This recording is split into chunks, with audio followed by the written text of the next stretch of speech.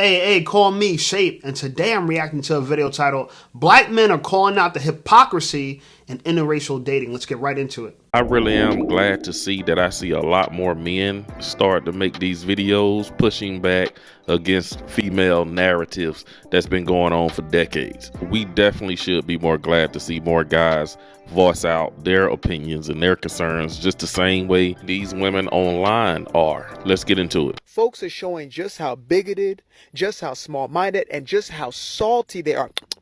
Salty they are to see somebody else actually having a moment. You see, it doesn't fit their own little worldview, and so they hate. I am so sick and tired of it. And we always hear this narrative of white folks are so racist. White folks are so racist. Oh, I heard that ain't gonna be happy. Guess who I saw hating on this moment? People who look just like this brother right here. Oh, as soon as he gets in the NFL, he gets him a white girl. Well, guess what? This is somebody who has held him down, has been there, has done that, and has held him down, unlike a majority of y'all out here who want somebody who is the full package, already ready, everything came in, built in. You want the money all built in. You want all that. You want the whole lifestyle already.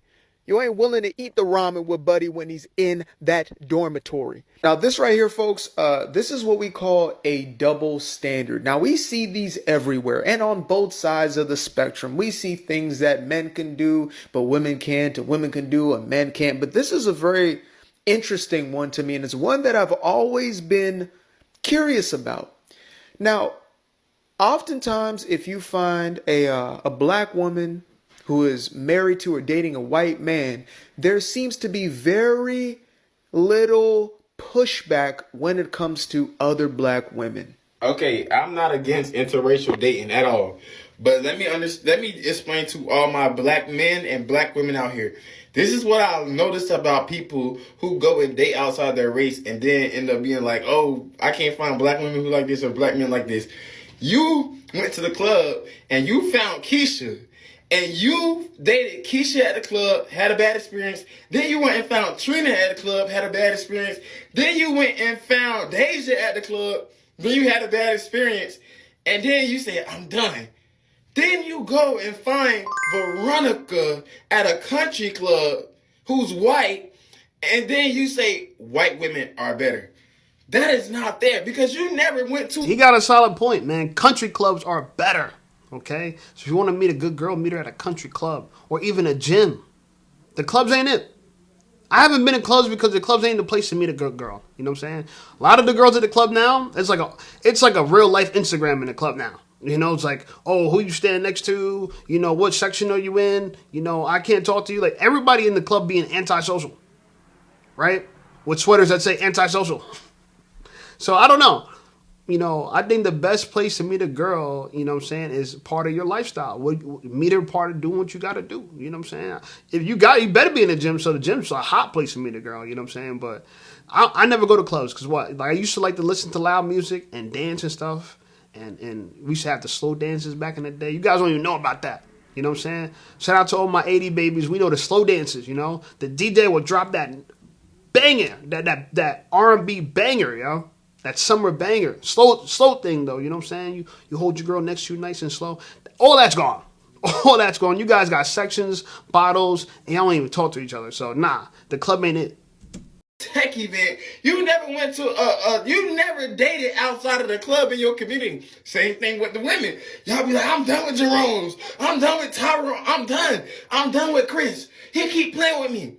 You found Chris on the block. You found Tyrone and Jerome at the corner store pumping gas in a baby mama car. But then you go and find Connor at Harvard University around the corner doing something.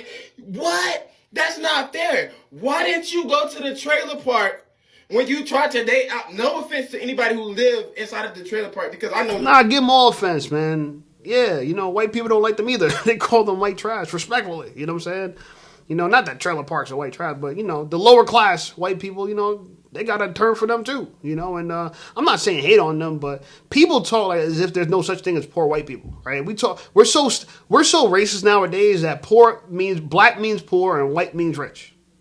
Well, I'm here to tell you, I grew up in a poor white suburb, and we were one of the richest families there, and we were black. So I never had that experience. people. You feel me? You get what I'm saying?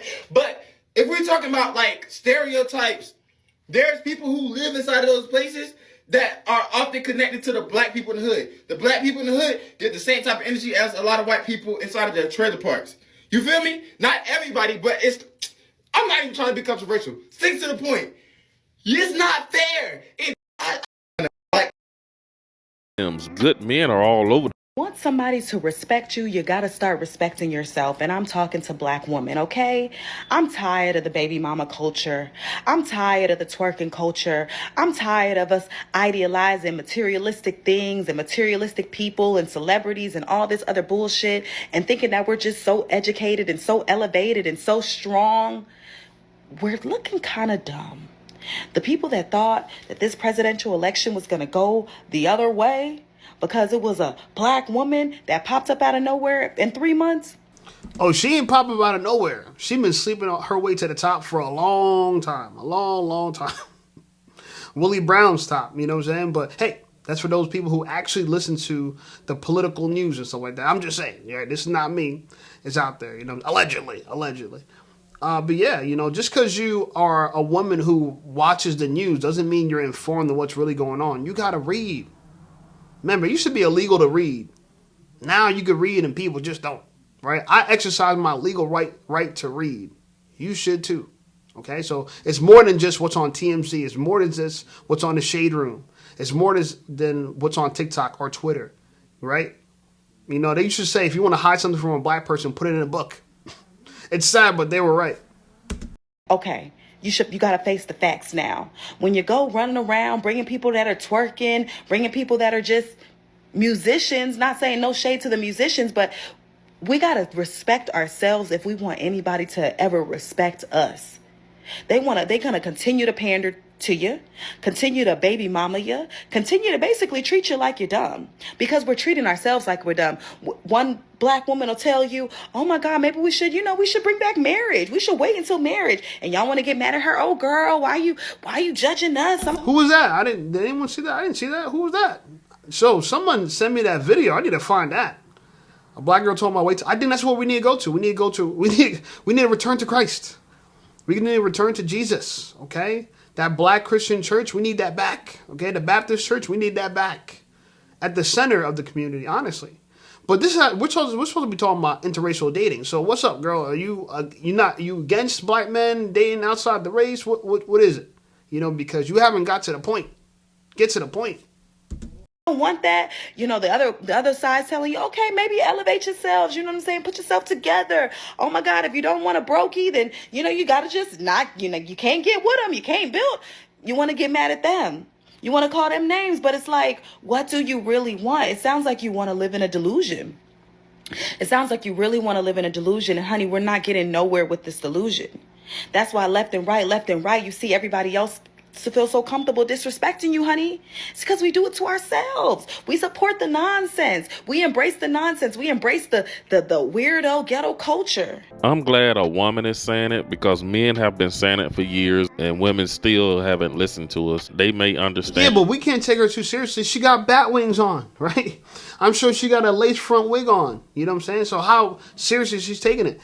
Nowadays, things are getting so bad for women that they're just female grifters. They're willing to say whatever to get a man, even though they don't really believe it. We've seen that with MTR and his caller. You know what I'm saying? Like, girls are willing to do whatever hustle it is to get to the top. I seen a girl today. She's on OnlyScans. She's a 43-year-old woman on OnlyScans. Mediocre body, regular girl, cute in the face, mediocre body, whatever.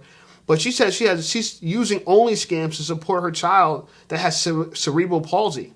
Right? And I'm like, oh, you know, I guess that's like some kind of brain injury. I don't know everything about it, you know what I'm saying? But let's just say, you know what I'm saying, she's not fully functional, her child. And that's really sad, you know. But I'm saying this to say that she uses OnlyScans to provide for that young girl. And I thought that was so interesting. I'm like, yo, OnlyScans could be the reason to do anything. You know what I'm saying? To provide for your sick child, you know what I'm saying? To get yourself rich, to get some attention, you know what I'm saying? To be a 304, like... Women, you could justify anything. There's no morality to nothing these days. There's none. You know what I'm saying? And all these girls are willing to hop on any wave, unfortunately. I'm not happy about this, but any wave to get them to where they're going. Right? And I do think we need a return to whether we date in the race, out the race.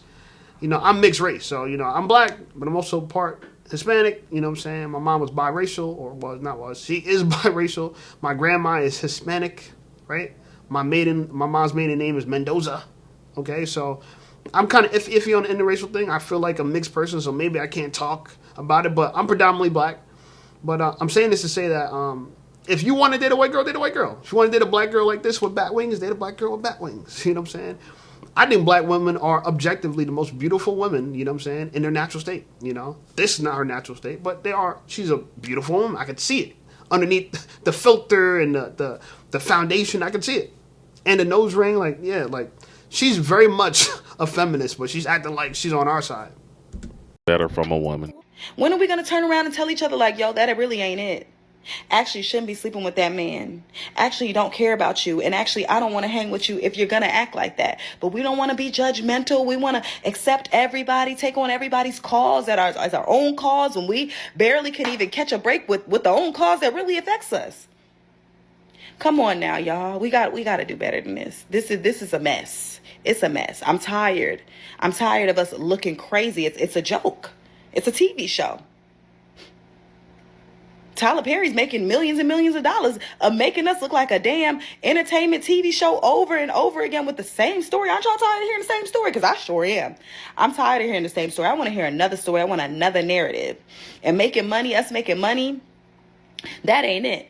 That just feeds into the capitalistic society's pockets anyway.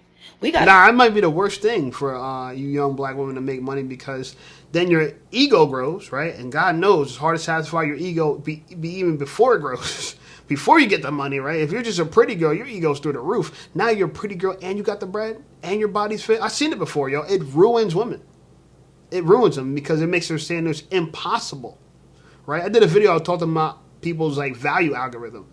Your value algorithm is pretty much all the things that you desire in a partner. They create biases in you. So if you like tall people, you have a tall bias. If you like, let's say, dark-skinned people, you have a dark-skinned bias.